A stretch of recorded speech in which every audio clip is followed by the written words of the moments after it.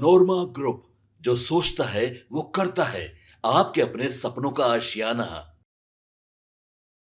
India गठबंधन के अंदर सीट शेयरिंग का मामला फिक्स हो गया है। कांग्रेस को कितनी सीटें मिल रही हैं ये भी तय हो गया है और मुकेश सहनी के साथ साथ अन्य पार्टियों का क्या होगा ये भी फाइनल हो गया है। नमस्कार, आप देख रहे हैं भारत लाइव और मैं हूं यति आपके साथ। कांग्रेस 2020 में 70 सीटों पर चुनाव लड़ रही थी, लेकिन इस बार लगभग 50 से 60 सीटों पर चुनाव लड़ने की संभावना बताई जा रही है। आरजेडी से कांग्रेस को 58 से 60 सीटों पर समेटने का प्लान बनाया जा रहा है। कांग्रेस, आरजेडी और वाम दलों में सीटों का समन्वय चल रहा है। वीआईपी को लगभग 12 सीटें मिल सकती हैं। वहीं एलजेपी यानी कि पशुपति पारस की पार्टी को 2 से 3 सीटें मिल सकती हैं। आरजेडी और कांग्रेस दोनों ने स्पष्ट कर दिया है कि एआईएमआईएम को गठबंधन में जगह नहीं मिलेगी, यानी कि ओबीसी का पत्ता कट चुका है। कांग्रेस के राज्यसभा सांसद अखिलेश प्रसाद सिंह ने साफ तौर पर बता दिया कि एआईएमआईएम सांप्रदायिक पार्टी है और बीजेपी की बी टीम के रूप में काम करती है, इसलिए इसे गठबंधन में शामिल नहीं किया जाएगा। वहीं आरजेडी की तरफ से भी एक प्रवक्ता द्वारा बड़ा बयान सामने आया। वो कहते नजर आए कि हम हैदराबाद नहीं जाते हैं, ओवैसी क्यों बिहार आते हैं, और कहा कि एआईएमआईएम वोट बंटवा कर एनडीए को फायदा पहुंचा सकती है। तो साफ तौर पर क्लियर है कि अब महागठबंधन में सीट शेयरिंग के फॉर्मूले में एआईएमआईएम की पार्टी फिट नहीं बैठ रही है। एआईएमआईएम ने खुला ऑफर रखा था कि अगर गठबंधन एनडीए को रोकना चाहता है तो वो उसके साथ मिलकर चुनाव लड़े, लेकिन महागठबंधन के भीतर पार्टियों को ये कतई स्वीकार नहीं हुआ। एआईएमआईएम 50 सीटों पर चुनाव लड़ने की बात कर चुका है और 2020 में सीमांचल में 6 विधायक भी जीत चुका है। ऐसे में आरजेडी के लिए सीमांचल का क्षेत्र काफी इस बार कठिन होने वाला है जीत के लिए। लेकिन आरजेडी के लोग और कांग्रेस दोनों ने इस बात का जवाब दिया है कि एआईएमआईएम चुनाव न लड़कर बीजेपी को हराने में अधिक मदद कर सकती है, लेकिन फिर भी उसे पार्टी में शामिल नहीं किया जा रहा। अब तो ये आरजेडी के लोग जाने, कांग्रेस के लोग जाने, महागठबंधन के लोग जाने कि आखिर ऐसा क्यों है। देखिए, अब हम आपको ये भी बता दें कि कांग्रेस और आरजेडी के बीच 50-60 पर बात सहमति से साध ली गई है। हालांकि आधिकारिक तौर पर अभी सामने नहीं आया है। एआईएमआईएम को जगह नहीं मिली है, उन्हें महागठबंधन से दूर रखा गया है।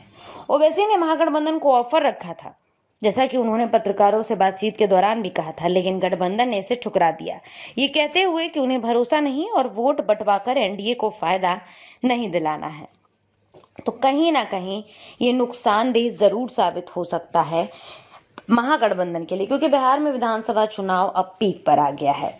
अब मॉनसून सत्र आएगा, इसके बाद लगातार जो चर्चाएं हैं वो तेज हो जाएंगी। लगातार ये साफ हो जाएगा कि किसे कितनी सीटें मिल रही हैं। और साफ तौर पर अगर देखें तो कहीं ना कहीं जिस तरह से सीटों के बंटवारे पर पेंच फंस रही है, जिस तरह से सीटों के बंटवारे को लेकर खींचातान चल रही है, ये साफ तौर पर बता रहा है कि इस बार महागठबंधन पूरी तैयारी के साथ तो नहीं कह सकते, लेकिन हाँ तैयार जरूर है, क्योंकि सीट शेयरिंग का मामला अचानक से फंस गया है। सीट शेयरिंग के मामले पर लगातार कुछ ना कुछ आए दिन महागठबंधन के भीतर खींचतान देखी जा रही है और लगातार कई तरह से कांग्रेस जो है वो फंस रही है। कांग्रेस लगातार सीटों की मांग कर चुकी है, लेकिन इसके बावजूद भी कांग्रेस की मांग को अभी तक पूरा नहीं किया गया है। और कांग्रेस साफ तौर पर, जैसा कि हमने आपको बताया था कि कांग्रेस अपनी पुरानी सीटें तो जरूर चाहती है। कांग्रेस का साफ तौर पर कहना था कि जो सीटें उसे 2020 के विधानसभा चुनाव में मिली हैं वो इस बार भी मिले, लेकिन इस पर महागठबंधन के भीतर सीट शेयरिंग का मामला फंस गया। एआईएमआईएम की एंट्री होती है, लेकिन उनको भी साइडलाइन कर दिया गया। अब देखना दिलचस्प होने वाला है कि जो 50 से 60 सीटों की बात सामने आ रही है कांग्रेस को देने की, क्या उस पर कांग्रेस सहमति बनाती है या दिल्ली का नजारा एक बार फिर से बिहार में कांग्रेस दोहराती नजर आती है। आपके सपनों को हमने सजाया है, ई होम्स पैनोरमा को हमने बनाया है। ई होम्स मेरा एक सपना था जिस पे मैं पिछले 4 साल से काम कर रहा था। हमने जो बनाया है वो सबने है माना। ई होम्स पैनोरमा में हो आपका भी आशियाना। और फाइनली हमने 2021 में इस प्रोजेक्ट को लॉन्च किया। बहुत लोग अप्रिशिएट कर रहे हैं कि पूर्णिया जैसे शहर में, बिहार के, एक तो बिहार की बात करें उसमें भी पूर्णिया जैसे छोटे जगह में इस तरह का लाइफस्टाइल देना, ये सुन के हम लोगों को बहुत अच्छा लगता है। ई होम्स में हमने कुछ और भी किया है, जैसे हम जिस जगह में रह रहे हैं हमारे फैमिली सिक्योर हो, उनको सिक्योरिटी का ध्यान में रखा है। आपकी सुविधा और सुरक्षा आपके लिए खास है, ये आपका विश्वास है। इसमें आर्टिफिशियल इंटेलिजेंस का 7 लेयर सिक्योरिटी का हमने इस्तेमाल किया है। लस ग्रीन कैंपस को बनाया है, यदि हमारा बाउंड्री वाल है तो वो वर्टिकल गार्डन है। ये जितनी भी फैसिलिटी होता है एक इंटरनेशनल टाउनशिप में ई होम्स है, ये हम लोग विश्वास नहीं कर पा रहे हैं। जो भी हमारे मित्र दोस्त या जो भी हमारे बाहर के बाहर आते हैं तो हम लोगों को बहुत अच्छा सुनने को मिलता है और बहुत अच्छा क्रेडिट मिल रहा है। वो सारा हमने सिर्फ एक बिल्डिंग नहीं बनाया, हमने एक बहुत अच्छा लाइफस्टाइल दिया ई होम्स में, और मेरा एक सपना था जिसको मैं आज फुलफिल होते हुए देख पा रहा हूँ। ये आपका आवास है। ई होम्स पैनोरामा में अब आपका निवास है। E homes Panorama, luxurious lifestyle redefined. Panorama group, जो सोचता है वो करता है।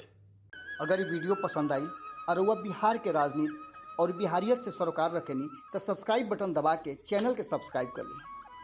ओजे एगो घंटी बा, ओकरा बटन दबा देला से कुल सटीक और मारक खबर रुआ मुफ्त में मिल जाई। अगर रुआ पत्रकारिता के हमनी के नया प्रयोग में सहयोग कर चाहतानी तो ज्वाइन बटन दबा दी। पेटीएम नंबर नोट कर ली 9386816816।